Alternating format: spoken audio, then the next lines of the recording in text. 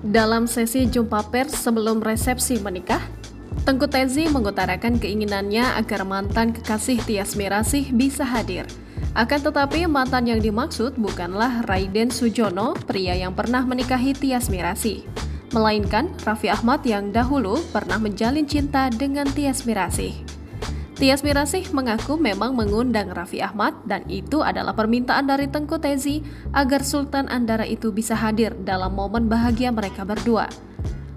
Ada aku karena kita tahu, diundang, ucap Tyas Mirasih di kawasan Andara, Depok, Jawa Barat pada Minggu 20 Agustus 2023. Malah gue yang minta, undang aja tuh, gitu, timpal Tengku Tezi. Tyas menuturkan, karena rumah Raffi Ahmad dekat dengan lokasi pernikahannya, maka otomatis ia mengundang mantan kekasihnya itu. Karena rumahnya dekat, cuma nggak tahu nih datang atau enggak, tutur Tyas. Sembari bicara ke kamera awak media, Tengku Tezi menimpali teriakan Tyas dengan meminta Raffi agar bisa hadir dalam momen pernikahannya.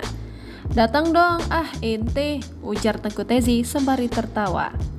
Tengku Tezi resmi menikahi Tyas Mirasih dengan mas kawin seperangkat alat sholat dan logam mulia 50 gram. Keduanya memilih menggunakan pakaian adat Melayu dalam momen akad pernikahan kemarin sore. Jangan lupa subscribe, share, komen, dan like ya!